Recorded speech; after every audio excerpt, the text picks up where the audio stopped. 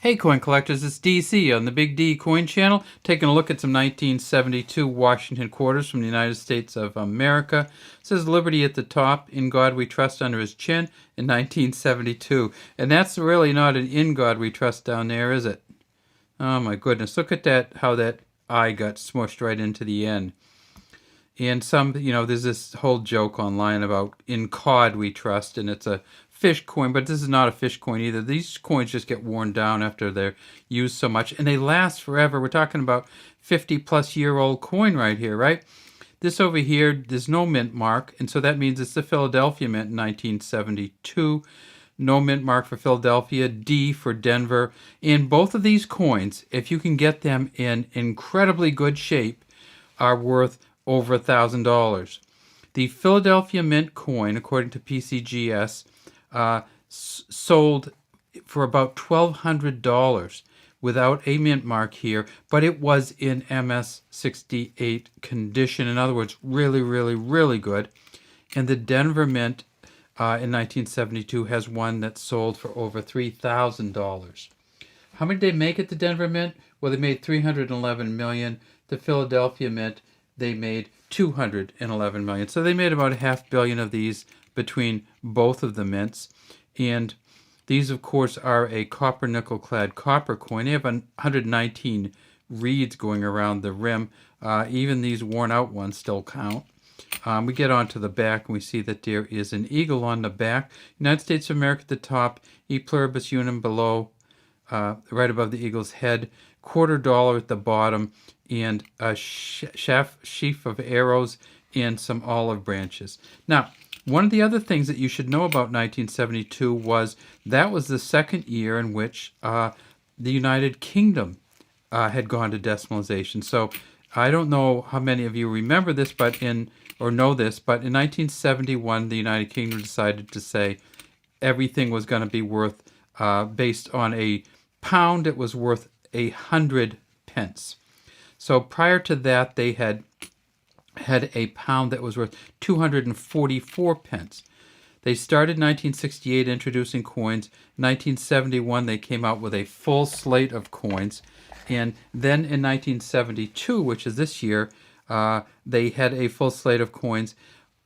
And I wanted to show you what was worth a quarter for the United Kingdom coin. So this is 10 new pence, came out in 1972. You see the crowned lion Gardon, or in other words, standing and looking. He has these great claws on him and his real bushy tail. See the crown on top of his head, some teeth, some claws, a 10 below, 10 new pence. So this was worth 1/10 of a British pound or United Kingdom pound. On the front, DG Reg FD 1972. This is the Girls of Great Britain and Ireland tiara, which Queen Elizabeth is wearing, and this says Elizabeth II in front of her with a beaded outer rim. This coin looks like it's silver, but it's not. This is copper nickel all the way through, and this is a proof light coin. So there's a 10, and this is the 5, and this, of course, is the crowned. This is a symbol of Scotland, the thistle. So it's a crowned thistle, because Scotland is one of the countries in the United Kingdom. As this one, look at this. This is why we have it out. The packaging in these sometimes is a plastic packaging, which gets all over the coins if it gets hot, or sometimes it just degrades. And so we broke these out of the package because of that. Now, I said that we have a 25 cents of United Kingdom coins. We really only have 15 pence here, right? Because they didn't have a 25 in 1972, and they still don't have a 25 pence coin. But in 1982, they went up to a 20 pence. So in 1972, in order to have a 25 pence or 1/4 of a British pound or United Kingdom pound, you had to have two, essentially what we'd call 2 dimes and a nickel. 2 10 pence and a 5 pence would equal 1/4 of a British pound. In the United States, of course, we've had quarters for a long, long time, and these particular quarters sometimes are worth money, sometimes they're not. Remember, in 1972, there was no more silver United States quarters, they were all the copper nickel clad copper. There was, however, a San Francisco Mint quarter in 1972, which is worth a couple bucks of copper nickel clad copper, and they made 3.26 million of those.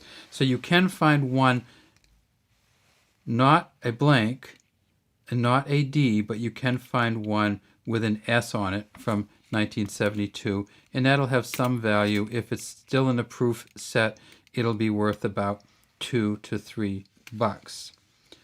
You won't find, as we said, a United Kingdom quarter, and you still can't find a United Kingdom quarter, though they have issued coins over time that have been worth 1/4 of a pound, but they don't have any quarter or 25 pence coins now. All right, well, that's all we have from DC Coin World and Big D Coins. And on the Big D Coin channel, sometimes Big D lets DC do some videos, and this is another one of them. So make sure you subscribe to the Big D Coin channel. This is DC, and thanks for letting me do this again, Big D. We'll talk to you later.